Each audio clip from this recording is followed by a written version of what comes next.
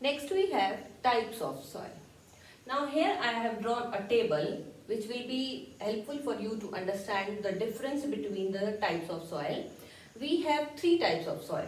First one is the sandy soil, then we have the clay soil, and the third one is our loamy soil.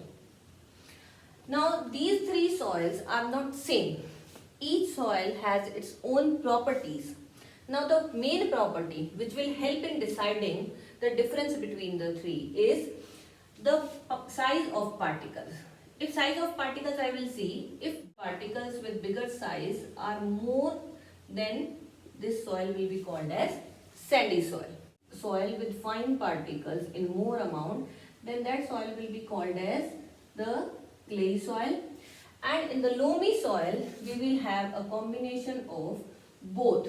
Means we will have big size particles also, as well as we will have small size or fine size particles very closely equal in proportion. Means not exactly, it is in nature, we cannot calculate, but still very closely in equal proportion.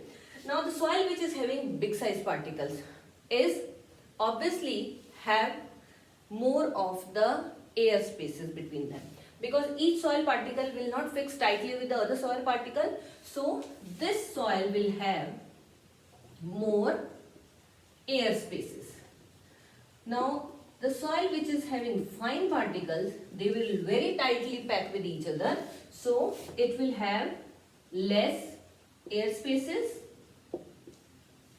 And the soil which is having both big and small or big or fine particles, that will be having moderate. Moderate means not very less or not very more. Means it will be in approximately equal proportion somewhere. So this is the second difference between. Now this table will help you in easy understanding. At least three differences you should be knowing between these three types of soil.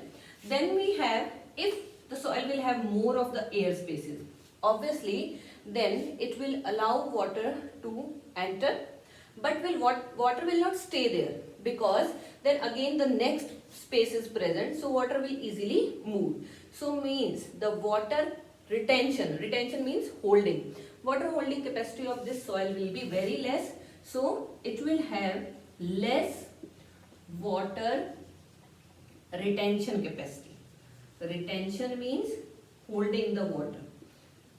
And the soil which is having less air spaces can easily allow. Air spaces are the spaces which can either be filled with air or can be filled with water. So this soil will have more water retention. So more water retention means once water you have given, it will remain there for long time. It will not pass through. And third, the loamy soil, it will have the moderate water retention. Moderate means again the same. Not very much water is standing, rather not very much water is moving down. So it will have moderate rate of water retention. Now once water retention we have read, then another thing is there that water will percolate. Percolate means water will go down. Where water will less retain, obviously water is going down. So it will have more of percolation rate.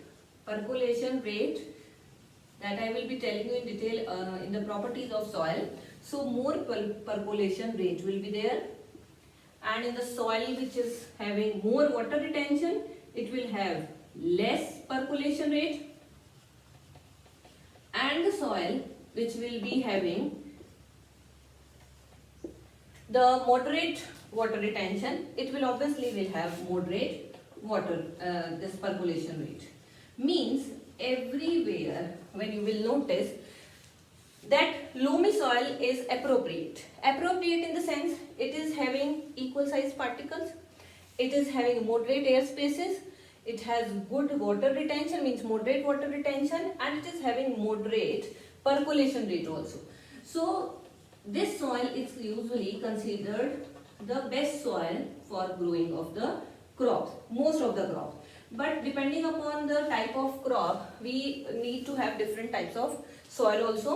Like clay soil is also considered good for certain crops. Sandy soil is also considered good for certain crops. So each soil has its own properties, and depending upon the properties, that particular soil is responsible for the plants which are growing in it. So here we are talking about the crops. Plants are what? If generally some plants are growing, it hardly matters to us. But when we need to think about the agriculture point of view, then we need to know about that which crop can be easily grown in a particular type of soil. So hope now it is easy for you to understand the difference between the sandy soil, clay soil and loamy soil.